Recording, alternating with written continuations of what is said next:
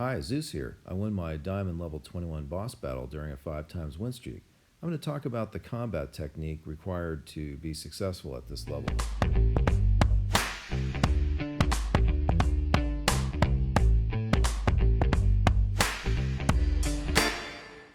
So let's go right into combat. I've won 4 in a row, and this is my level 21 boss battle, hopefully. So this is a base design that's similar to mine. It's frequent. There's nothing to the right of the landing strip, and everything is in kind of a U shape, and then a mass of things in the back. I'm going to land 2 heavy choppas supported by 2 boats of bombardiers near the last 2 defensive units, and then 2 heavy choppas and 2 more bombardiers up the landing strip a bit. And the reason why that's important is you have to have your heavy choppas drift between you and the max level rocket launchers and your bombardiers. So you need to have that screen of the heavy choppa to screen your bombardiers. The key is keeping the bombardiers alive and spread out nicely. See now we've got a nice spread of the bombardiers across the entire U. And that's going to bring down the base a lot quicker than if you don't. Now, for the first 3 minutes, it's important to keep the heavy choppas alive, but after that, it's not so important. Now, that one heavy choppa I lost about 10 seconds early, but it's not so bad a setback because I've really only lost 2 heavies that could have been spawned out of that.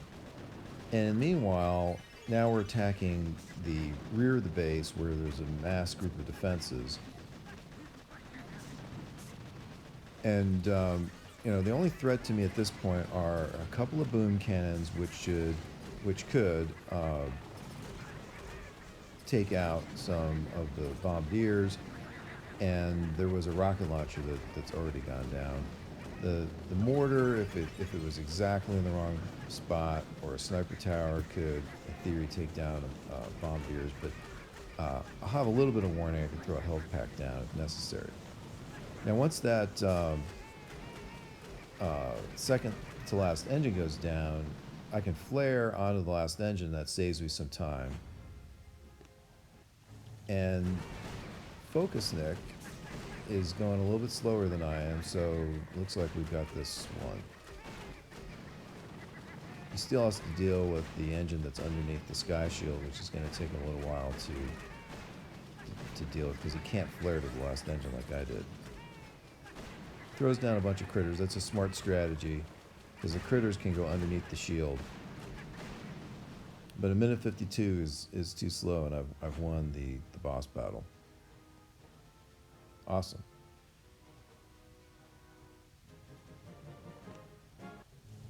All right, super cool. Level 21, diamond level. Let's get the chest open.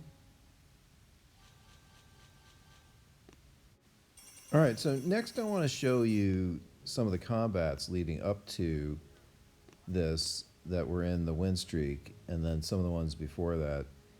But before we get to that, I want to show you my TechTree decisions, what I have and have not opened.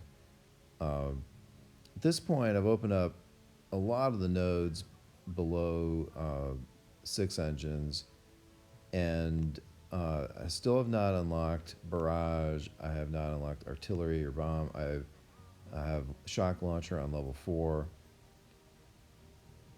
and also have some gunboat energy nodes that are only partially leveled up.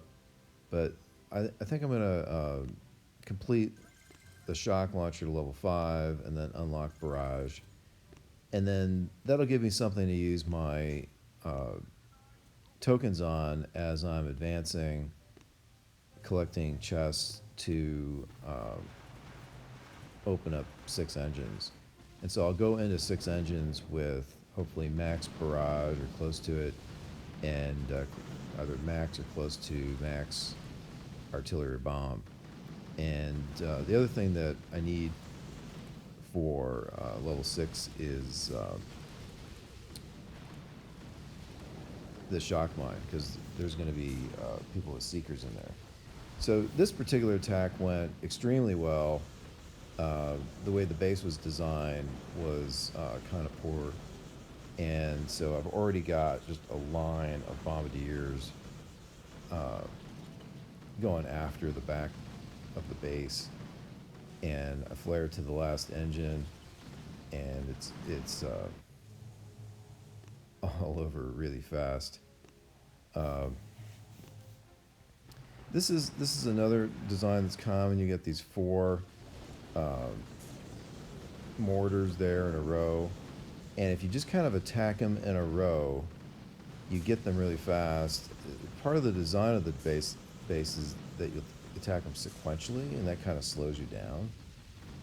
But if you just do it the way that I suggested there with the landing, it's a very quick attack onto the base and takes out those mortars really fast. Because again, the key with the bombardiers is to have them spread out. Now here we're just expanding from the middle, and the whole base goes down pretty fast.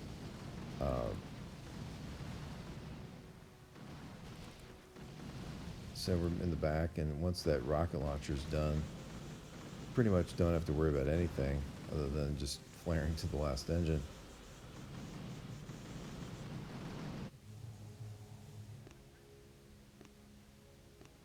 Right, this one was 2 minutes and 20 seconds. Again, very fast. There's a group of engine and some things up in the upper right, and that's going to be really helpful in positioning the heavies and the bombardiers to come at the back of the base.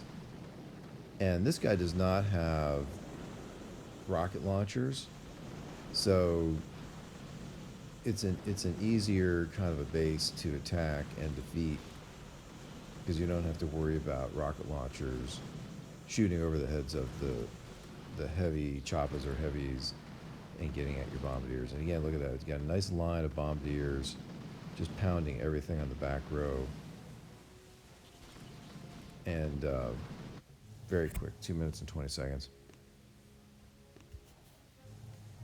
This one was still a pretty good time, 2 minutes and 9 seconds.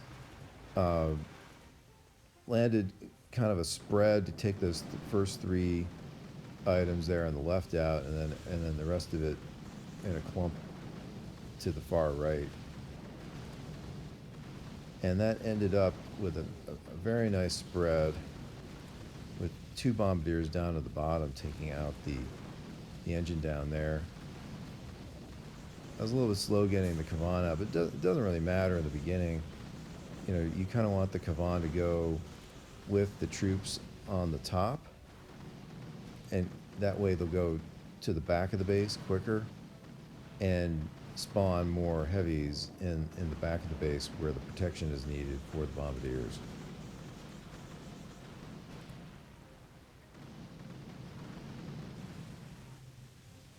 I was able to flare to that shielded engine, by the way. I don't know if you noticed that, but that's pretty cool when you're able to make that happen. I had a loss that was just brutal. I flared to a defense that actually got taken down before the flare landed, and so all my troops basically ran into a spot that I was not intending them actually to go. I just wanted to shift the troops a little bit over and up to towards the back of the base. Anyway, it turned into a fiasco, and it didn't even clear the base. And then another guy beat me by 4 seconds. So no point showing you something that I didn't win, because the technique wasn't as good. I have to say with this meta that really small differences can make a huge difference in the outcome, right? So if you make like one little mistake, instead of winning in 2 minutes and 28 seconds or 2 minutes and 30 seconds, you're winning 2 minutes and 15 seconds. And if you make two little mistakes, you're winning in 2 minutes. And if you make three little mistakes, you'd be lucky to clear the base, and you're going to be down about a minute 30. Here's another one of these bases with stuff in the right. So I just let everything drift in there, and then they're going to come down right in the middle of the U, which is beautiful spot for you to be in. In fact, that's the ideal spot to start with. Now, this guy does have a doom cannon there, so that's a bit of a problem. I threw down some critters to distract it, and then a shock. But you can see this is just absolutely ideal for how we're attacking the whole base simultaneously across the whole area, right? And I flared a little bit early there, but I threw down some critters to take out the second to last engine. Anyway, it worked out great.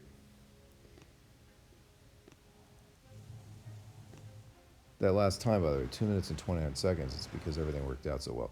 Now, here's an interesting battle. I actually got paired up with a 6-engine guy.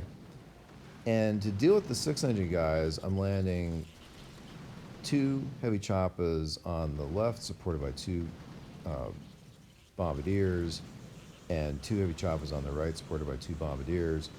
And they kind of converge in the middle there, and then everything's all nicely spread out. So you're basically attacking the rear of the base in a nice spread out way, which is the ideal scenario for the bombardiers.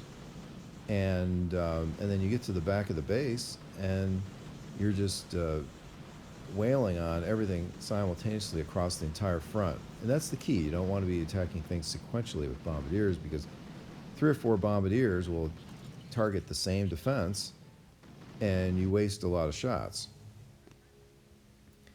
Anyway, I rocked that 6-engine guy. I'm sure he was kind of surprised he got beat by a 5-engine guy. Anyhow, so with the 5 times win streak and getting level 21, I got to number 184 on the U.S. leaderboard. So I hope you enjoyed the video, learned something. If you did, please subscribe to the channel, give us a like, and thanks as always to Hercules for the video editing.